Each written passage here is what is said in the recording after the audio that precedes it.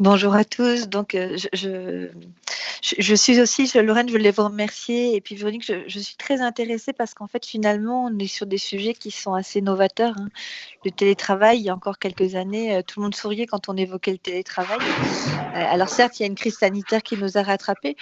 Mais voilà, c'est très intéressant de voir que les uns les autres, on a des intuitions, des expérimentations qui donnent, voilà, qui nous montrent qu'on est dans la bonne voie, qui amènent des résultats et qui nous conforte en fait dans ce que nous avons engagé les uns les autres. Alors, le groupe EDF pour la région Île-de-France, c'est juste quelques chiffres parce que je pense qu'on est sur des sujets où le sens, les enjeux sont aussi importants. C'est pourquoi est-ce qu'on met en place ces démarches-là et comprendre pourquoi on les met en place, ça nous renvoie à quels moyens, enfin voilà, quel objectif on servait et qu'est-ce qu'on s'est donné comme moyen pour les réussir. Le groupe EDF en Île-de-France, c'est 30 000 salariés. On a un peu plus de 150 implantations et 920 000 mètres carrés de bureaux. Donc, vous voyez, on est vraiment répartis, donc c'est quand même beaucoup de salariés, répartis sur l'ensemble du territoire. Et pour autant, la vie fait que nos salariés n'habitent pas toujours à proximité de leur site, ou si ça a été le cas à un moment, comme on déménage quand même beaucoup et qu'on se restructure un peu en permanence, bah, il peut arriver qu'à un moment, on était proche de son travail et que son lieu de travail s'éloigne. Et donc, en 2016, enfin 2015, on a négocié, comme Véronique, un accord télétravail à EDF. On avait de fortes attentes des salariés franciliens, mais global, c'est un accord national, et de fortes attentes également des fédérations syndicales, avec des freins managériaux, voilà, en tout cas, un gros doute. C'est un accord qui a été signé à l'unanimité en février 2016. Et dans ce qui nous a guidés, je retrouve beaucoup de choses que Lorraine vous présentiez, c'est bien-être du salarié et performance, c'est-à-dire sa performance au travail. Évidemment, moins de fatigue, parce que moins de déplacements. Nous, évidemment, en tant qu'énergéticiens, il y avait les enjeux de déplacement, hein, de carbone. Donc, c'était aussi en faire un levier d'exemplarité en termes de soit mobilité durable, soit tout simplement absence de mobilité, des enjeux de santé. Ce que je retiens, c'est le nécessaire accompagnement qu'il faut réaliser, c'est-à-dire accompagner les salariés. Nous, ça a été très structuré et pour ceux intéressés, c'est des choses que je peux évidemment transmettre, hein, sur l'accompagnement du management, l'accompagnement des salariés, avec des questionnaires en amont sur mais est-ce que mon activité permet de télétravailler ? Est-ce que ma maison, est-ce que à la maison, comment est-ce que je m'installe ? Comment est-ce que je me connais ? Est-ce que je suis capable de travailler seule ? Comment ça se passe ? Sachant qu'on était sur un jour de télétravail. Et on a des retours extrêmement positifs. Et pour faire en écho un peu à la logique de tiers-lieu, c'est des questions sphère individuelle et personnelle. Effectivement, peut-être un meilleur quel est mon travail, mon rapport au travail, ma capacité d'autonomie. La dimension avec la relation salarié-manager, comment ça se passe quand on n'est pas à proximité. Puis une troisième dimension qui est tout aussi importante, c'est celle de l'équipe. Donc voilà, on a eu l'impression d'être un peu pionnier sur les sujets, avec quand même de fortes réserves qui demeuraient. C'était pas simple, hein. Enfin, sans caricaturer et dire j'ai envie de télétravail. Alors, il fallait un peu le justifier, il y avait quand même des freins à lever. Et puis en 2018, dans la continuité de cette expérimentation, on a tenté un projet qui s'appelle Welcome. Alors là, Dominique, c'est vrai pour les raisons que j'évoquais, hein, de nombreux sites et de superficies, c'est vrai qu'on n'a pas été vers des tiers-lieux que personnellement et que beaucoup nous trouvent très très intéressants parce qu'on avait déjà un parc immobilier disponible avec des capacités d'accueil. Mais il y a vous nous le direz, je pense qu'il y a de grandes ressemblances. Enfin, c'est la même chose finalement. C'est un tiers-lieu, mais sur un site de travail, un site de l'entreprise. Donc, c'est une expérimentation qu'on a développée, initiée en 2018, pour la déployer en 2019. Et puis, malheureusement, vous vous en doutez, on a arrêté en mars 2020. La proposition qui était faite là, c'était de dire 1 ou 2 jours par semaine, d'aller travailler sur un site EDF qui est à proximité de son domicile. Et dans ce que nous disaient les personnes intéressées, c'était soit je ne peux pas travailler à mon domicile, soit je pourrais y travailler, mais moi je préfère aller travailler dans un environnement professionnel. Et là aussi, hein, il y a eu un accompagnement avec une convention, un accompagnement par le manager, mais un accompagnement du manager.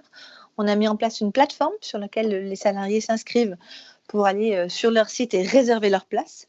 Et puis, on a 2 types de dispositifs.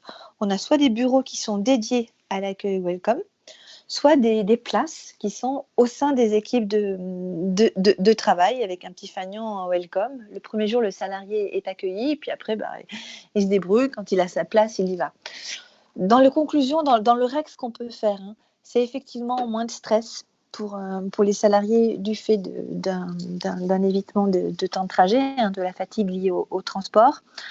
Un gain de temps dans l'équilibre vie privée, vie professionnelle qui se retrouve du coup aussi au travail, en disponibilité, en performance, en sérénité. Évidemment sur les enjeux de moins de carbone liés à moindre déplacement. Et puis, je crois que la principale différence par rapport au télétravail, c'est le lien social qui est préservé, le fait d'être dans une équipe et de pouvoir échanger. Donc, par rapport au tiers-lieu, il me semble qu'on y retrouve les enjeux de proximité, de son domicile, de lien social. Le tiers-lieu, Dominique, moi j'y vois évidemment ce qu'on ne voit pas nous, mais la conviction que sur des territoires, c'est l'activité économique, c'est aussi une vie de quartier avec des commerçants, et on le vit aujourd'hui. Le fait d'avoir été confiné, on sait qu'il y a des quartiers parisiens ou en proximité, en périphérie, qui ont été désertés par les salariés, qui étaient tout simplement chez eux. Et puis, à titre un peu plus personnel, dans ce que j'ai entendu et dans ce que j'ai vu, je pense que ça répond à un besoin de calme et de concentration pour travailler, mais aussi aux besoins des autres. C'est-à-dire que si le calme et la concentration, on peut l'avoir chez soi, encore que pas forcément toujours, ça répond vraiment fondamentalement, je pense, le tiers-lieu ou nous, Welcome, qui est un tiers-lieu dans l'entreprise, au besoin d'être avec les autres. Oui, vous avez raison d'avoir insisté sur la qualité des connexions Internet. Je pense que ça finit par être le premier critère maintenant quand les gens visitent des appartements. On nous le dit, mais qu'en est-il de la connexion? Ce qu'on n'avait pas forcément avant. Et puis, j'y vois deux choses qu'on entend moins, mais qui, moi, me paraissent tellement importantes. C'est la créativité. C'est-à-dire que je suis convaincue que quand on travaille, changer d'environnement, changer de collègues, c'est aussi parler de son activité, questionner des gens sur ce qu'on est en train de faire, ou les entendre parler de leur activité, c'est une vraie richesse. C'est source d'épanouissement et c'est source d'une créativité encore plus forte pour soi et d'une plus grande performance sur les projets sur lesquels on est amené à travailler. Et je pense que ça soit Welcome ou à fortiori tiers-lieu pour des PME, TPE, pour des personnes qui créent leur entreprise, on a aussi besoin de cette créativité partagée et puis du réseau aussi, tout simplement. C'est une forme de solidarité entre acteurs qui ont un projet, un projet de développement sur un territoire, et c'est en vivant dans le quartier et dans le territoire qu'on est encore meilleur. Voilà, j'espère pas avoir été trop longue. Non, mais en tout cas, c'est une belle illustration, une confirmation aussi de ce qu'on vient d'entendre par rapport à tout l'intérêt à la fois de télétravailler et puis cette notion de tiers-lieu que vous avez vécu en interne avec Welcome. C'est vrai que moi j'ai noté, et c'était pas forcément quelque chose qu'on avait entendu jusqu'à présent, cette notion de créativité.